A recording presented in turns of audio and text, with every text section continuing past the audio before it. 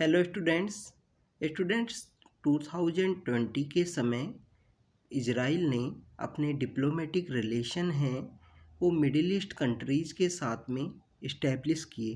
तो उसी समय में एक डिमांड इंक्रीज़ हुई थी कि इंडिया भी इस अकॉर्ड को ज्वाइन करे, अब्राहम अकॉर्ड है उसको ज्वाइन करे और यहाँ पे एक न्यू क्वेड है उसका यहाँ पे इस्टेब्लिशमेंट में हो। स्टूडेंट्स, रिसेंटली हमारे जो मिनिस्टर ऑफ एक्सटर्नल अफेयर हैं एस जयशंकर सर, उनका रिसेंटली विजिट हुआ सऊदी अरेबिया के लिए। तो वहाँ पे भी ये जो डिप्लोमेटिक रिलेशन है जो इंडिया और जो अब्राहम अकॉर्ड के जो कंट्रीज़ हैं वो मिलके एक क्वेड है उसका इस्टेब्लिशमेंट में लाएं। तो उसके लिए यहाँ पे बात की गई, उसके लिए यहाँ पे इसके लिए जो प्रपोजल है वो प्रपोज किया गया।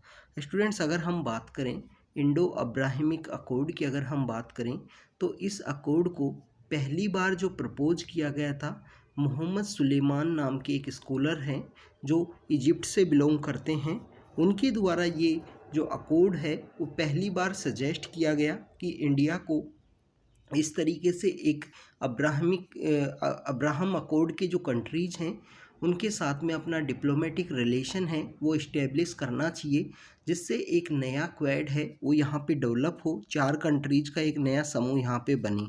और इससे क्या होगा स्टूडेंट्स, यहाँ से जो इंडिया की जो डिप्लोमेटिक रिलेशंस की जो यहाँ वाइडनिंग है वो नई ओपनिंग क्रिएट होगी, डिप्लोमेटिक रिलेशंस वाइड होंगे इंडिया के, और मिडिल ईस्ट कंट्रीज़ के साथ में हमारा जो कोऑपरेशन है वो यहाँ पे इंक्रीज होगा।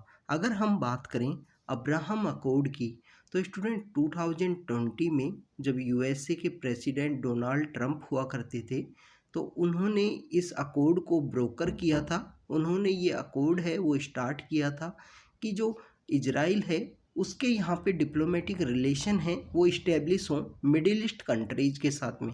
क्योंकि स्टूडेंट्स, हमने देखा है कि जब इजराइल का क्रिएशन हुआ उसी समय से इजराइल के जो रिलेशंस हैं वो अच्छे नहीं हैं मिडिल ईस्ट कंट्रीज़ के साथ में, चाहे वो 6 डे की वॉर हो या 1973 के वॉर हो, हर समय में इजराइल के जो डिप्लोमेटिक रिलेशन हैं वो अच्छे नहीं रहे हैं मिडिल ईस्ट कंट्रीज़ के साथ में। तो वहाँ पे यूनाइटेड अरब अमीरात ने इस अकॉर्ड को ज्वाइन किया और इजराइल के साथ में जो डिप्लोमेटिक रिलेशन है, डिप्लोमेटिक रिलेशन बेसिकली जहाँ पे डिप्लोमेट्स एक कंट्री के दूसरे कंट्री के अंदर वर्क करेंगे, वहाँ पे एम्बेसी का इस्टेब्लिशमेंट किया जाएगा।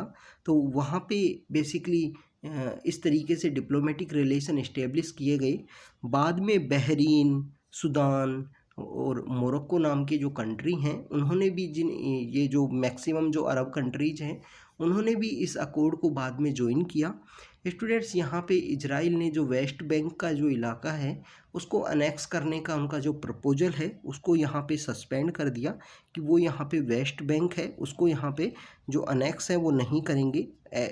बेसिकली अपना जो प्रपोजल है वो उन्होंने यहाँ पे सस्पेंड किया।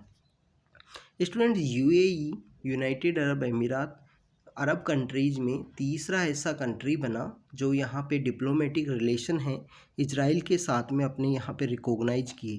पहला जो कंट्री था वो इजिप्ट था। और आप देखिए कि जो इजराइल की जो मेन जो लड़ाई है, जो सनाई पेनिनसुला के लिए जो लड़ाई हुई उस समय में इजिप्ट ने अटैक किया, तो वहाँ इजिप्ट के द्वारा ही की गई थी। बट 1979 के समय में इजिप्ट ने यहाँ पहली बार डिप्लोमेटिक रिलेशन इस्टेब्लिश किए।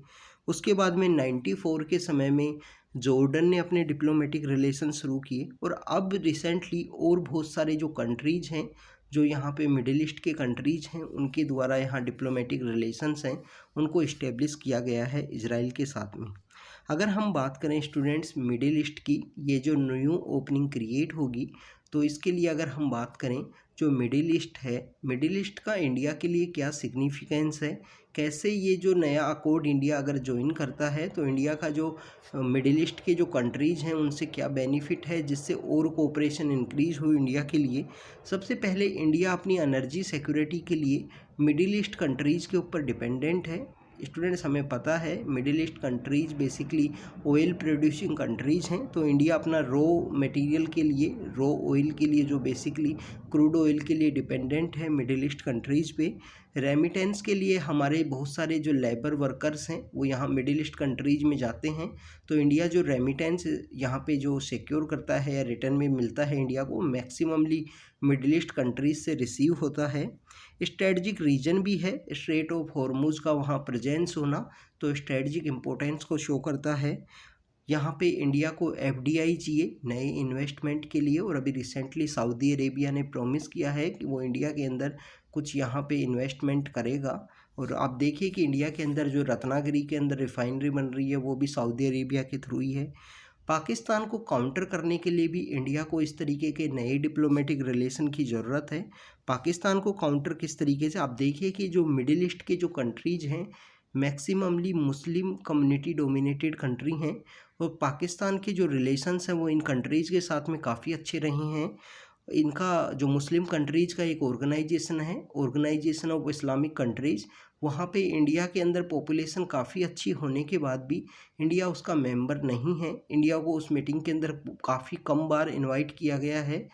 मिड 70s का समय तो ऐसा भी था कि हमारे फॉरेन मिनिस्टर को वहाँ पे इनवाइट किया गया मीटिंग के अंदर में स्पीच देने के लिए, और मिडिल ऑफ द जो इवेंट है उनको रिटर्न होना पड़ा, उनको वहाँ पे इनविटेशन उनका कैंसिल हो गया। तो इस तरीके का पाकिस्तान के साथ में जो रिलेशन है मिडिल ईस्ट कंट्रीज़ के साथ में काफ़ी अच्छे हैं। तो पाकिस्तान का जो डिप्लोमेटिक रिलेशंस हैं उनको काउंटर करने के लिए यहाँ पे बेसिकली इंडिया को ज़रूरत है ऐसा एक जो क्वेड है उसको डेवलप किया जाए, जिससे मिडिल ईस्ट कंट्रीज़ के बीच में जो कोऑपरेशन है वो इंक्रीज होए, और डिफेंस इंपोर्ट में भी काफ़ी हेल्प करेगा। इंडिया यहाँ पे इजराइल से काफ़ी ज़्यादा डिफेंस के जो इक्विपमेंट्स है वो ख़रीदता है, तो यहाँ पे जो कोऑपरेशन होने के साथ में जो इजराइल के साथ जो इंडिया का रिलेशन है उसको अगर जो अलग लेंस के थ्रू जो देखा जाता है वो यहाँ पे रिड्यूस होगा मिडिल ईस्ट कंट्रीज़ के द्वारा।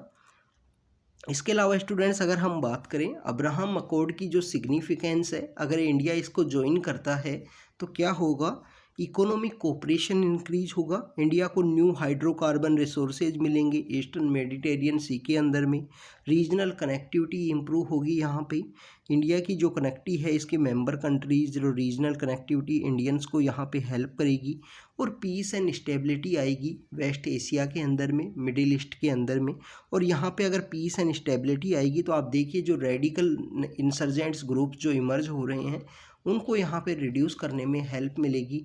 इंडिया के लिए काफ़ी इम्पोर्टेंट है। इंडिया तो हमेशा से पीसफुल कंट्री रहा है, कभी भी किसी कंट्री के ऊपर इंडिया ने अटैक नहीं किया है। तो ये हमको यहाँ अब्राहम अकॉर्ड का जो सिग्निफिकेंस है, अगर इंडिया इसको ज्वाइन करता है तो इंडो अब्राहमिक अकॉर्ड जो ये क्रिएट होगा उसका ये सिग्निफिकेंस है। तो स्टूडेंट्स ये हमने आज इंडो अब्राहमिक अकॉर्ड के बारे में देखा, इससे रिलेटेड जो पॉइंट्स हैं उनको यहाँ पे डिस्कस किया। आप बने रहिए हमारे साथ, हम आपसे कंटिन्यू इस तरीके के शॉर्ट वीडियोज़ के थ्रू मिलते रहेंगे। Thank you students, thank you very much.